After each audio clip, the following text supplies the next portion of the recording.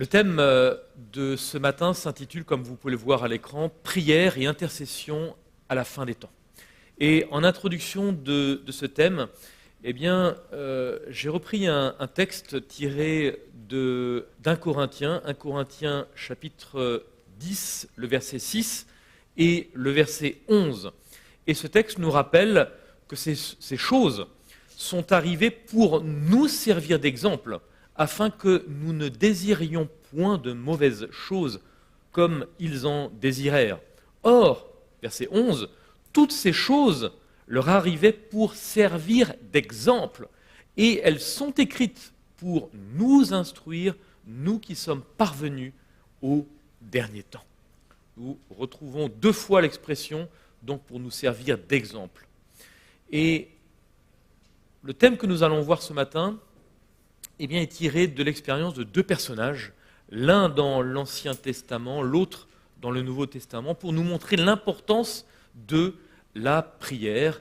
Et également, je prendrai ce texte dans la suite du texte de 1 Corinthiens, texte tiré d'événements des derniers jours.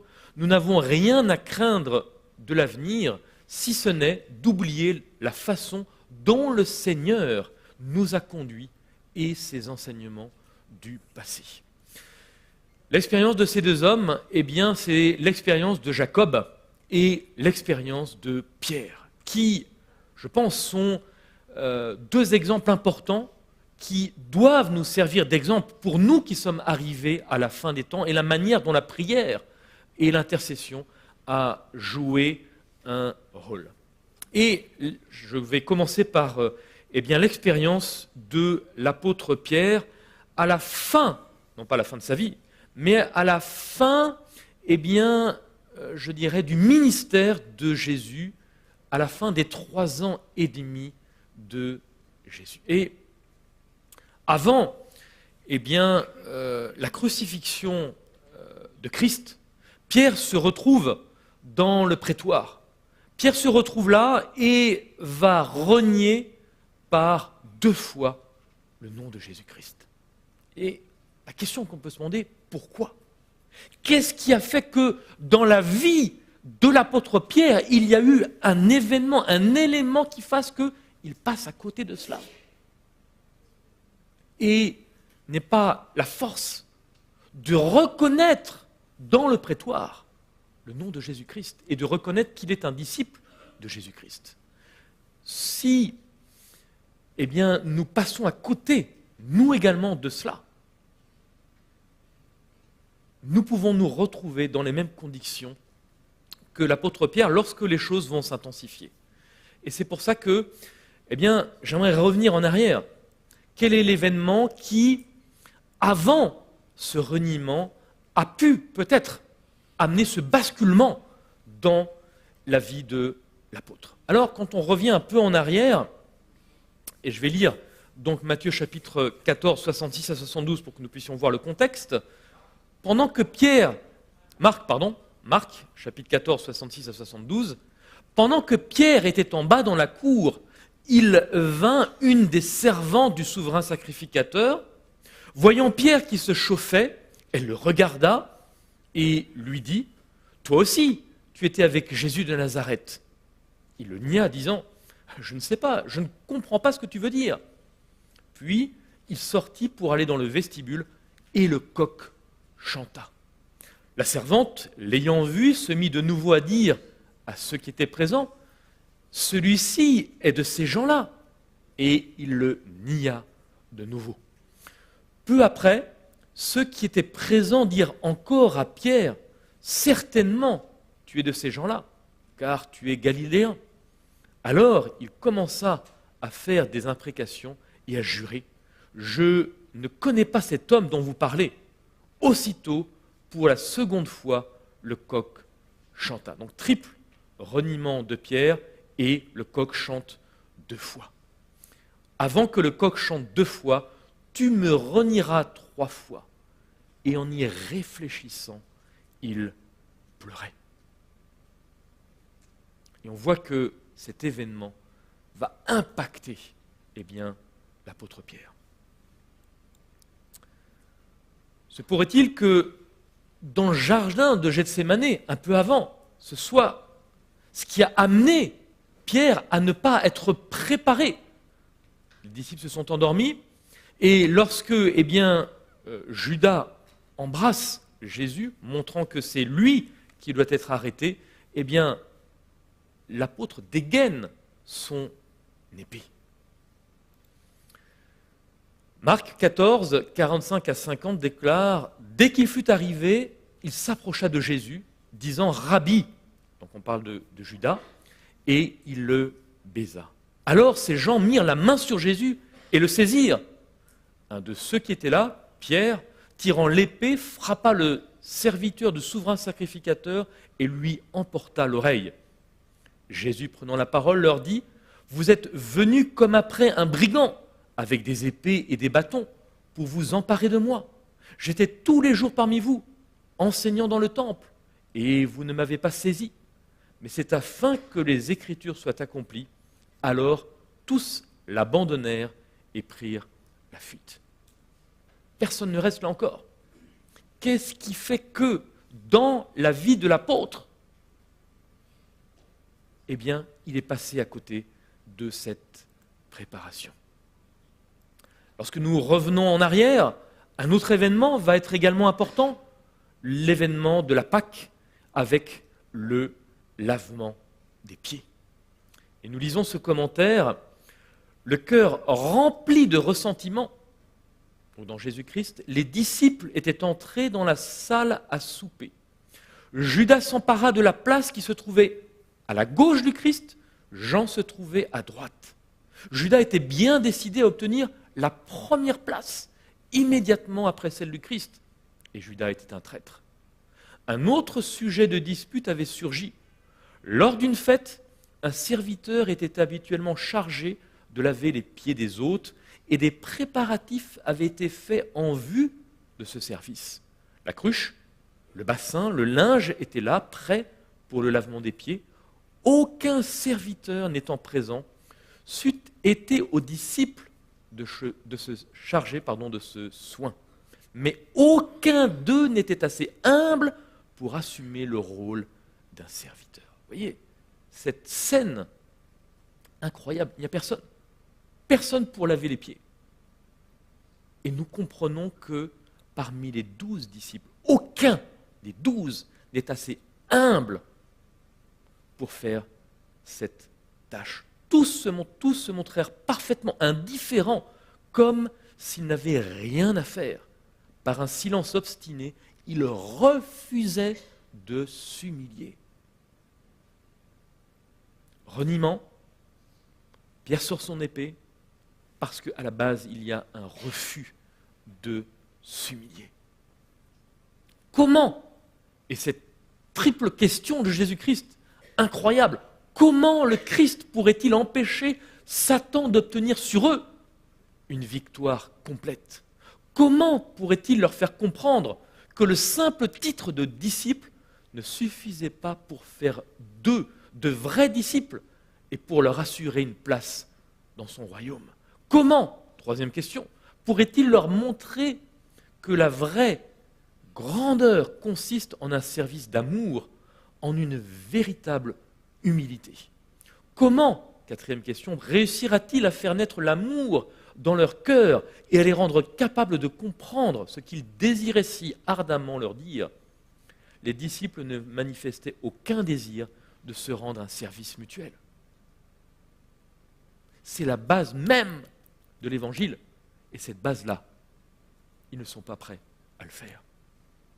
Jésus attendit un instant pour voir ce qu'il ferait. Il ne se passe rien. Il se lève de table, lui le divin maître, et c'est lui qui va s'abaisser et faire, cette scène. Il versa de l'eau dans le bassin, se mit à laver les pieds des disciples et à les essuyer avec le linge qu'ils avaient comme ceinture. Et cette phrase est extraordinaire. Alors leurs yeux s'ouvrirent, leur cœur se remplit de honte et d'humiliation. Ils comprirent le reproche silencieux et se virent eux-mêmes sous un jour tout nouveau. Frères et sœurs, c'est ce que nous devons demander prière et intercession à la fin des temps, nous devons demander au Seigneur de nous faire passer par cette même expérience et que le Seigneur nous fasse, nous montre, eh bien, sous un nouveau jour, ce que nous pouvons être capables de faire si nous n'avons pas l'Esprit de Dieu. Parce que nous pouvons aller des fois très très loin. Peut-être lorsqu'on nous blesse, face à des difficultés, peu importe.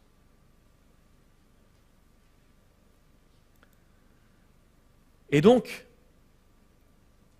un cœur, commentaire dans Jésus-Christ, page 653, un cœur ne peut entrer en communion avec le Christ aussi longtemps qu'il entretient des pensées d'orgueil, de discorde et de rivalité. Nous ne sommes pas préparés à recevoir la communion de son corps et de son sang. C'est la raison pour laquelle Jésus nous demande de faire précéder la scène du mémorial de son humiliation. Combien de fois avons-nous pu répéter ces gestes, mais en passant complètement à côté de la véritable signification qui est de comprendre l'humiliation réelle qui doit être la nôtre. Se pourrait-il qu'un autre événement ait permis à Pierre de passer à côté et de renier le Christ? Confession de Pierre dans Matthieu chapitre 16. Il était sur le point de leur parler des souffrances qui l'attendaient, mais il commença par s'éloigner d'eux afin d'obtenir par ses prières que leur cœur fût disposé à recevoir ses paroles. C'est le contexte qui va introduire la fameuse déclaration de Pierre, « Tu es le Christ ». Et donc Jésus cherche un moyen par lequel leurs cœurs vont être disposés à recevoir ce qu'il souhaite leur enseigner. Et donc, les ayant rejoints, il voulut d'abord leur donner l'occasion de confesser leur foi en lui et par là les affermir en vue de l'épreuve. Et donc, nous avons ce texte dans Matthieu chapitre 16, les versets 13 à 16. Jésus, étant arrivé dans le territoire de Césarée de Philippe, demanda à ses disciples, « Qui dit-on que je suis, moi, le Fils de l'homme » Ils répondirent, « Les uns disent que tu es Jean-Baptiste, les autres Élie, les autres Jérémie ou l'un des prophètes. Et vous, leur dit-il, qui dites-vous que je suis ?» Simon Pierre répondit, « Tu es le Christ, le Fils du Dieu vivant. » Nous avons ce commentaire. Pierre avait exprimé la foi des 12.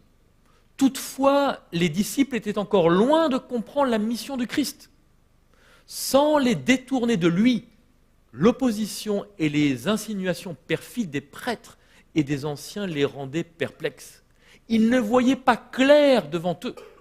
L'influence, la puissance de la tradition, tout cela constituait un écran qui leur dérobait la vue de la vérité. De temps en temps, de précieux rayons de lumière émanant de Jésus les illuminaient. Malgré cela, ils étaient souvent comme des hommes marchant à tâtons parmi des ombres. Ce jour-là, au moment où ils allaient être placés en face de la suprême épreuve de leur foi, le Saint-Esprit reposait sur eux avec puissance. Et gardons bien ce passage à l'esprit. Le Saint-Esprit reposait sur eux avec puissance. Un instant, leur regard fut détourné des choses visibles pour contempler les invisibles. Ils reconnurent sous son déguisement humain la gloire du Fils de Dieu. Et qu'est-ce qui va se passer ? Satan s'efforçait de décourager Jésus et de le détourner de sa mission. Il y a un autre passage où l'Éloin dit que lorsque Satan a compris les enjeux de ce qui allait se passer, il s'est occupé personnellement de Jésus-Christ et n'a voulu déléguer cette tâche à personne d'autre.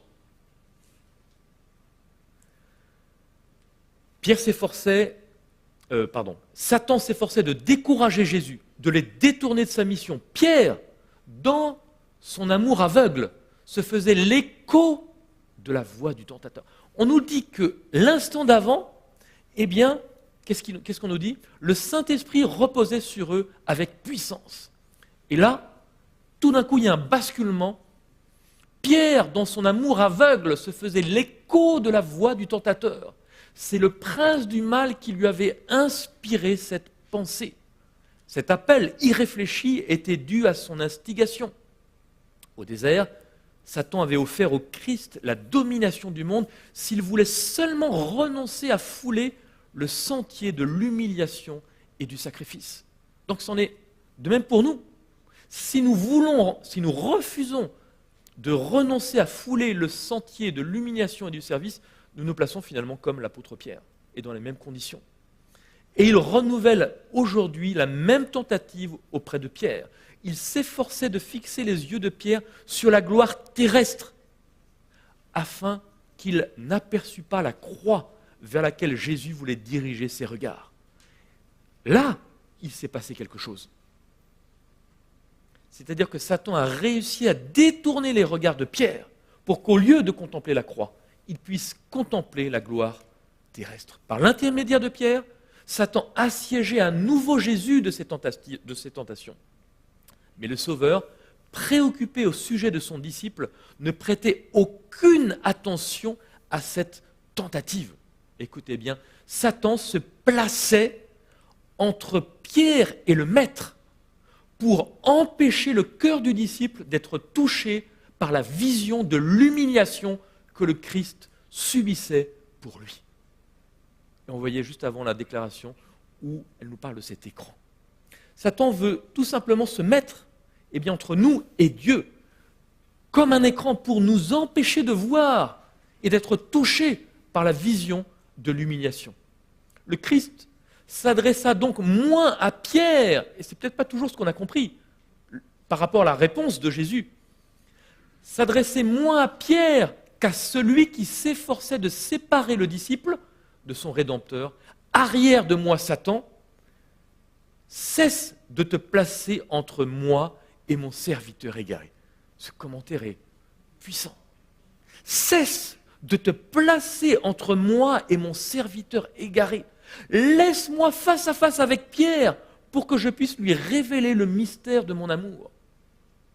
Dans cette prière d'intercession pour la fin des temps, c'est ce que nous devons demander au Seigneur. Seigneur, qu'il n'y ait rien entre toi et nous dans notre adoration. Que l'ennemi ne puisse pas placer un voile dans cette adoration. Et que si ce voile se mette, que nous puissions raisonner en termes terrestres.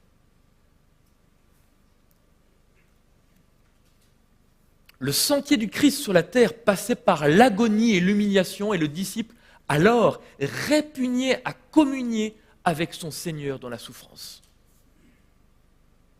Nous arrivons au terme d'une année, et nous allons démarrer une nouvelle année. L'année 2019-2020, ces 2 années vont peut-être être 2 années difficiles. Comment est-ce que nous entrevoyons les choses?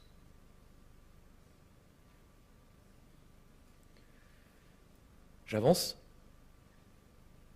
Parce que Matthieu 16 n'est pas l'élément déclenchant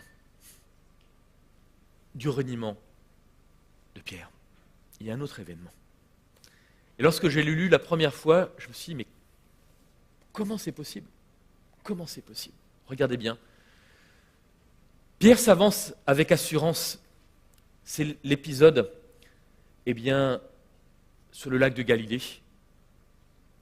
Lorsque les disciples sont dans la barque et que Jésus est devant eux, marchant sur les eaux. Pierre, avec la même spontanéité, sort de la barque et va à la rencontre du Christ. C'est magnifique. Et Pierre marche sur l'eau. Et regardez le commentaire que nous avons. Pierre s'avance avec assurance, les yeux sur Jésus. Cependant, dès qu'un sentiment de vanité lui fait tourner les regards vers les compagnons qu'il a laissés dans la barque, il cesse d'apercevoir le Sauveur. Qu'est-ce qui s'est passé? Satan met un voile, Satan met un écran parce que Pierre, concrètement, est en train de contempler la gloire terrestre. Vous voyez ce que je suis capable de faire? Et donc, Le vent est impétueux, de hautes vagues se dressent entre lui et son maître. Il a peur. Un instant, le Christ reste caché à sa vue et sa foi l'abandonne. Il commence à s'enfoncer. Mais tandis que les flots semblent le menacer de mort, Pierre lève les yeux au-dessus des eaux courroucées et les fixant sur Jésus, il s'écrie « Seigneur, Seigneur, sauve-moi ». Aussitôt Jésus saisit la main tendue vers lui en disant « Homme de peu de foi, pourquoi as-tu douté ?» Marchant côte à côte, la main de Pierre dans celle du maître, ils entrent ensemble dans la barque. Pierre est maintenant dompté et silencieux, n'ayant aucun motif de s'élever au-dessus de ses compagnons. Son incrédulité et son orgueil ont failli lui coûter la vie. Ayant détourné ses regards de Jésus, il a perdu pied et s'est vu sur le point d'être submergé par les vagues. Mais écoutez la suite. C'est ce qui se passa sur la mer avait pour but à Pierre de lui montrer sa propre faiblesse et de lui faire comprendre qu'il n'y avait de salut pour lui que dans une dépendance constante à l'égard de la puissance divine. C'est ce que nous avons vu juste avant. Il ne pouvait s'avancer en sûreté parmi les tempêtes de la tentation que si, défiant de soi-même, il s'appuyait sur le Sauveur. Écoutez bien, c'est à l'endroit précis où Pierre se croyait fort qu'il était faible. Où, dans quel domaine aujourd'hui vous sentez-vous fort? Demandez à Dieu de vous montrer parce que c'est là où justement où vous êtes le plus faible. Aussi longtemps qu'il n'avait pas conscience de sa faiblesse, il ne pouvait comprendre à quel point il dépendait du Christ. S'il avait saisi la leçon que Jésus s'efforçait de lui donner au moyen de cette expérience sur le lac, il ne serait pas tombé plus tard à l'heure de la grande épreuve. Vous voyez comment cette expérience a eu un impact dans la vie de Pierre. Si, à ce moment précis, et si seulement si, il n'avait pas quitté Jésus du regard, il ne s'était pas tourné vers ses collègues,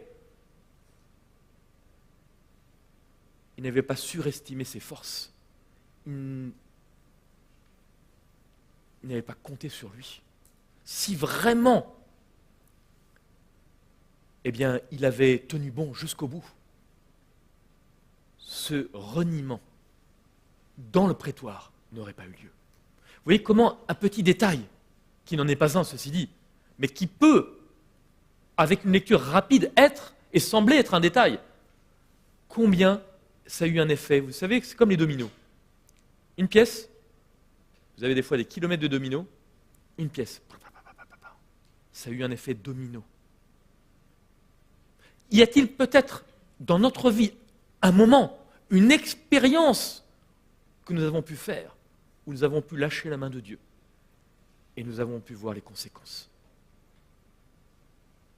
Dans un domaine sentimental, dans un domaine professionnel, peu importe, mais regardez combien Dieu est grand, parce que malgré cette expérience sur le lac, malgré ce qui s'est passé, où Satan a mis un écran, où Pierre, juste après avoir dit « Tu es le Christ, tu es le Fils du Dieu vivant », passe complètement à côté. Combien, malgré le fait qu'aucun des disciples n'ait voulu s'humilier en lavant les pieds, en se lavant les pieds les uns des autres et les pieds du Maître, combien Pierre a fait ce reniement. Quelle patience Dieu a. Et Dieu a eu envers Pierre, et Dieu a encore envers vous et moi, frères et sœurs. C'est extraordinaire. Maintenant, que nous puissions comprendre que c'est l'expérience par laquelle nous devons passer. Parce que la clé, Jésus nous la donne, Pierre, j'ai prié pour toi. Quand tu seras affermi, quand tu seras converti, affermis tes frères. C'est cette prière de Jésus que nous devons faire. Père, permets que je puisse être totalement converti. Ne pas passer à côté. et affermir mes frères. Ainsi donc, nous voyons l'impact du lac de Galilée sur ce reniement de Pierre. J'ai prié pour toi, Luc 22, 32, afin que ta foi ne défaille point. C'est cette prière d'intercession pour la fin des temps. Que notre foi ne puisse pas défaillir, quels que soient les événements qui sont devant nous, que nous puissions regarder constamment le Seigneur et toi, quand tu seras converti tes frères. J'ai mis ce passage en parallèle avec 2 Chroniques 20, 20. Le lendemain, ils se mirent en marche. À leur départ, Josaphat se présenta et dit « Écoutez-moi, Juda et habitants de Jérusalem, confiez-vous en l'Éternel, votre Dieu, et vous serez affermis. » C'est dans cette démarche, dans cette dynamique que nous devons nous trouver. Psaume 68, 28. Ton Dieu ordonne que tu sois puissant. Affermis, ô Dieu, ce que tu as fait pour nous. Psaume 119, 133. Affermis mes pas dans ta parole et ne laisse aucune iniquité dominer sur moi. Et Apocalypse 3, verset 2 reprend cette notion que Jésus met en avant dans la vie de l'apôtre Pierre. Sois vigilant, affermis le reste qui est près de mourir. Où en sommes-nous aujourd'hui? Où en est aujourd'hui la situation de l'Église? Et ainsi, alors que Pierre est en train de couler, de sombrer, Jésus lui tend la main. Nous pouvons être Pierre, mais nous pouvons être aussi dans la situation de celui qui peut tendre la main, parce que nous devons affermir aussi nos frères et sœurs. Tendre la main de celui qui est en train de couler, de celui qui n'arrive plus à voir devant, de celui qui n'arrive plus à trouver de solution, parce qu'il s'est mis dans les conditions où Satan met un écran total. C'est le propre, lorsqu'on veut se protéger du soleil, l'écran total, c'est sûr qu'il n'y a plus aucun rayon UV qui passe, il n'y a plus rien qui passe. Malheureusement, des fois, dans la vie de certaines personnes, il n'y a plus rien qui passe. Et nous avons besoin de prier au nom de Jésus-Christ pour que cette prière de délivrance devienne une réalité dans la vie de ces personnes. Alors, j'accélère. La deuxième expérience, c'est celle de Jacob, parce que Ésaü, nous connaissons tous ce récit, Ésaü revient de la chasse, et dans l'esprit oriental, j'ai entendu une fois une explication très intéressante, c'est que quelqu'un qui est dans le désert et va être complètement déshydraté, la première chose que l'on va faire, c'est au lieu de donner de l'eau, on donne des lentilles. Pourquoi? Parce que ça permet de réhydrater la personne. Et on voit que contre ce plat de lentilles, Ésaü va donner ce droit, va vendre ce droit d'aînesse. Ce qui va amener Jacob de s'enfuir, quitter tous ses repères. Et Ellen déclare dans Le Meilleur chemin que Jacob, après avoir trompé Ésaü, s'éloigna de la maison paternelle, accablé par le sentiment de sa faute. Exilé et solitaire, banni loin de tout ce qui avait donné du prix à sa vie, ce qui l'accablait, c'était le sentiment de son péché. Le sentiment, que son péché l'avait privé de la communion avec Dieu et qu'il était abandonné du ciel. Il est perdu au milieu de nulle part, il n'a plus de repère. Et là, par la grâce de Dieu, Dieu permet qu'il puisse s'humilier, qu'il puisse comprendre la faute qu'il a commise. Entouré de collines silencieuses, la voûte étoilée au-dessus de sa tête, il se couche désolé sur le sol nu pour y passer la nuit. Et nous avons cet épisode, après ce moment de solitude, cet épisode du songe, premier épisode, première conversion dans la vie de Jacob.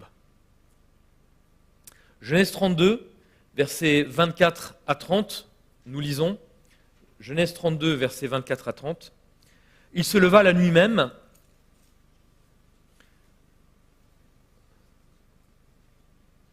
Genèse 32,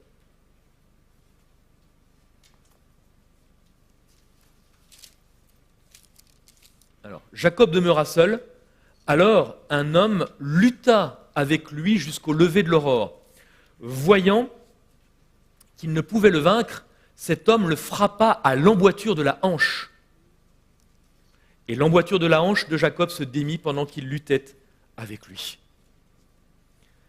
Il dit « Laisse-moi aller, car l'aurore se lève. » Et Jacob répondit « Je ne te laisserai point aller, que tu ne m'aies béni. » Il lui dit « Quel est ton nom ?»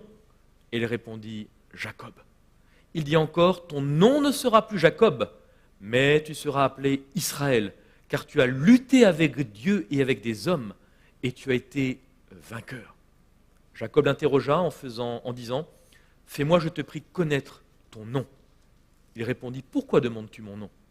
Et il le bénit là. Jacob appela ce lieu du nom de Péniel, car dit-il, j'ai vu Dieu face à face, et mon âme a été sauvée. Et donc, nous voyons, au travers de cette expérience de Jacob, eh bien, qu'il va lutter. Jusqu'où sommes-nous prêts à lutter avec l'Éternel pour qu'il puisse nous laisser repartir avec cette bénédiction. Et donc Ellen White, toujours dans le meilleur chemin, fait ce commentaire. Pendant son sommeil, il voit une lumière étrange envahir la plaine. Du sol sur lequel il repose s'élève une immense échelle impalpable qui semble conduire à la porte même du ciel. Et sur cette échelle montent et descendent des anges de Dieu. Il écoute, et du milieu de la gloire céleste, la voix divine lui fait entendre un message de consolation et d'espérance. Jacob trouva un sauveur répondant aux soupirs de son âme. Plein de joie, il vit le chemin par lequel il pouvait, lui pécheur, retrouver la communion avec Dieu. L'échelle mystique de sa vision représente Jésus, le seul intermédiaire entre Dieu et l'homme. Et ce commentaire, le Seigneur permet souvent que les hommes soient mis à l'épreuve pour leur montrer leur propre faiblesse et leur révéler quelle est la source de la force. S'ils prient et ne cessent de veiller dans la prière, luttant avec courage, leurs points faibles deviendront leurs points forts. L'expérience de Jacob contient pour nous de nombreux et précieux enseignements. Dieu fit comprendre à Jacob que par lui-même, il ne pouvait avoir la victoire et qu'il devait lutter avec le Seigneur pour obtenir la force d'en haut. Dieu va vraiment faire comprendre à Jacob cette leçon. Lutter avec le Seigneur pour obtenir la victoire. Et donc, Jacob va travailler 20 ans pour son beau-père. Et donc c'est ce deuxième épisode que nous avons, eh bien, avec le texte que je viens de lire précédemment, que j'ai mis un peu trop tôt. Donc, après avoir trompé son frère, après être passé par tous ces épisodes, eh bien, Jacob va faire l'expérience d'une deuxième conversion. Alors qu'il doit rencontrer son frère, qu'il est saisi d'angoisse, eh bien, Dieu va dire à Jacob, « Lève-toi, monte à Béthel, demeure-y, là, tu dresseras un autel au Dieu qui t'a paru, lorsque tu fuyais Ésaü ton frère. » Et donc Dieu va répondre à Jacob. Et donc, que va faire Jacob ? Jacob dit à sa maison et à tous ceux qui étaient avec lui 3 choses importantes que je vous encourage vraiment à garder à l'esprit pour cette année 2019. Ôtez les dieux étrangers qui sont au milieu de vous, premier élément. Deuxièmement, purifiez-vous. Et troisièmement, changez de vêtements. J'aimerais m'arrêter juste quelques instants sur ces 3 points. Premier élément, eh bien, ôtez les dieux étrangers. Deuxième élément, purifiez-vous. Et nous avons ces textes qui apparaissent à l'écran. Ésaïe chapitre 1, verset 16, « Lavez-vous, purifiez-vous, ôtez de devant mes yeux la méchanceté de vos actions, cessez de faire le mal. » Jean 13, verset 10, Jean 13, verset 11, j'avance. Changer de vêtements, eh bien c'est l'expérience également, lorsque l'Éternel va dire à Moïse, « Va vers le peuple, sanctifiez-les aujourd'hui et demain, et qu'ils lavent leurs vêtements. Moïse descendit de la montagne vers le peuple, il sanctifia le peuple, et ils lavèrent leurs vêtements. Voilà, également dans 2 Rois. Donc nous avons au travers de ces 2 expériences de Jacob, de ces 2 conversions, premièrement cette lutte avec le Seigneur, pour que le Seigneur puisse bénir Jacob, et ensuite ces 3 points que Jacob va mettre en avant lorsqu'il va rendre gloire à l'Éternel: ôtez les dieux étrangers, purifiez-vous et changez de vêtements. Et ainsi donc, j'ai fait un parallèle entre l'expérience de Jacob et celle de Pierre, au travers de ces barreaux d'échelle, on pourrait dire, et de cette progression dans la compréhension à la fois dans l'expérience de Pierre et dans l'expérience de Jacob de qui est vraiment l'Éternel, et de cette dépendance. Quand tu seras converti, prière de Jésus, affermis tes frères. Et nous avons au travers de cette double expérience ces 2 hommes qui passent par une réelle conversion. Et dans Témoignages pour l'Église, volume 5, nous lisons « Ceux qui n'ont pas humilié leur âme devant Dieu en reconnaissant leur culpabilité n'ont pas encore rempli la première condition pour être acceptés de lui. » Et c'est pour ça que la compréhension du sanctuaire est importante. Si nous n'avons pas rempli cette première condition, nous ne pouvons pas continuer ce parcours et ce cheminement au sein du sanctuaire. Si nous n'avons pas fait l'expérience de se repentir, dont on ne se repent jamais, et si nous n'avons pas confessé notre péché, mais elle dit comment ? Notre péché en toute humilité et avec un cœur brisé. Mais elle continue, en éprouvant de la répulsion pour notre iniquité. Que dit Ellen White ? Nous n'en avons pas vraiment recherché le pardon. Rechercher le pardon, ça passe par quoi ? L'expérience de la repentance. En confessant notre péché dans l'humiliation, avec un cœur brisé, en éprouvant de la répulsion pour notre iniquité. Si nous n'avons jamais recherché la paix de Dieu, nous ne l'avons jamais trouvée. L'unique raison pour laquelle nous n'avons pas obtenu la rémission de nos péchés passés vient de ce que nous n'avons pas voulu humilier nos cœurs orgueilleux et de ce que nous avons refusé de remplir les conditions requises par la parole de vérité. La confession, qui est accompagnée de tristesse et de larmes, et qui exprime le tréfonds de l'âme, touche la miséricorde infinie de Dieu.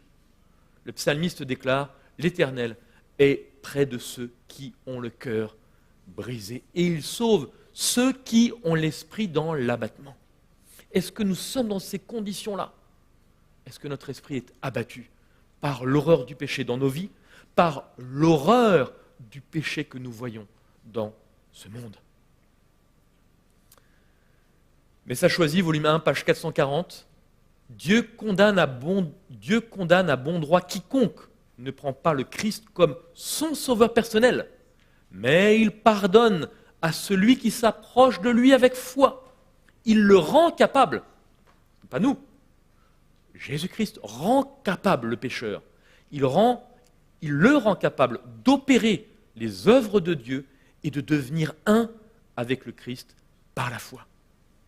Le Seigneur a amplement pourvu à ce que l'homme ait un salut complet et gratuit et qu'il devienne parfait en lui. Dieu veut que ses enfants jouissent des brillants rayons du soleil de justice, qu'ils aient la lumière de la vérité. Dieu a pourvu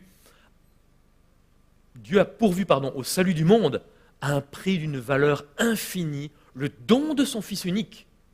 L'apôtre a dit, lui qui n'a point épargné son propre Fils, mais qui l'a livré pour nous tous, comment ne nous donnera-t-il pas toutes choses avec lui ? Romains 8, 32.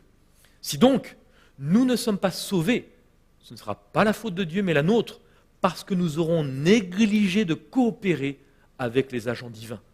Notre volonté n'aura pas coïncidé avec celle de Dieu.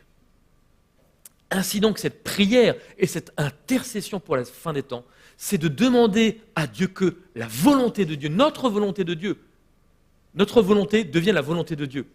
Que notre volonté puisse coïncider ou que la volonté de Dieu puisse coïncider avec notre volonté. Sinon, eh bien, nous passons à côté de l'essentiel. Et ce passage que j'ai déjà lu une fois, qui est magnifique, l'union avec le Christ doit être aussi proche, aussi complète, aussi intime que l'a été notre union avec le péché. C'est la seule condition. Ainsi donc, Ellen White nous donne une clé pour un équilibre mental et spirituel, volume 2, page 699. Quand Satan jette son ombre diabolique en travers de ma route, je ne la regarde pas, je n'en parle pas. Vous voyez, elle décrit finalement ce que Pierre a fait, parce que Pierre a regardé cette ombre diabolique. Pierre s'est détourné. Donc, quelle est la solution qu'apportait Ellen White ? Eh bien, je ne la regarde pas, je n'en parle pas, et je m'abstiens de glorifier le malin en parlant de lui, de sa puissance, et du moment difficile que je traverse. Je me fraye un chemin à travers l'obscurité, et par la foi, je me saisis de Jésus-Christ, en le contemplant, ce que Pierre aurait dû faire constamment sur le lac de Galilée. Nous sommes transformés en la même image, de gloire en gloire. Parler de foi. Tout doute exprimé est une semence, et cette semence germera dans quelques cœurs. Nous nous refusons à prononcer une seule parole de doute et à glorifier ainsi le malin pour le prodigieux pouvoir qu'il a de nous dominer. Écoutez bien cette conclusion. Je ne le veux pas, car le Christ m'a racheté et m'a sauvé. Satan n'a aucune prise en moi.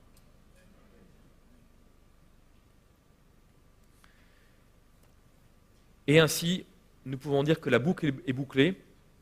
En introduction des présentations sur le péché, nous avons vu que le but à l'origine de Satan a été de couper la communication avec Dieu. Si nous appliquons cela, eh bien la communication est totalement rétablie entre Dieu et nous. Satan n'a plus aucune prise en nous. Il n'y a plus de parasitage. La communication est totale, complète, permanente. Seulement et seulement si, eh bien, nous nous plaçons dans les conditions de Pierre qui est passé par l'humiliation, de Pierre qui est passé par ces différents événements. Et dans notre vie, nous sommes passés par de tels événements où des fois nous sommes passés complètement à côté de ce qu'il fallait faire. Et que cela puisse rester gravé dans notre esprit pour dire, Seigneur, merci de m'avoir permis, alors que c'était encore temps, que je revienne vers toi, de comprendre combien le fait de m'éloigner de toi, ou combien le fait de, comme Pierre, de te perdre un instant, a fait qu'on a pu se perdre tellement loin. Que ce texte de Luc, chapitre 22, verset 32, également puisse rester dans notre esprit. J'ai prié pour toi. Que nous puissions dire, nous avons prié aussi les uns pour les autres, afin que notre foi à chacun ne puisse pas défaillir, et que nous soyons pleinement convertis pour nous affermir les uns les autres. Alors, lorsque nous vivrons cela, Jésus pourra revenir. Parce que rien ne pourra nous détourner de l'amour de Jésus-Christ.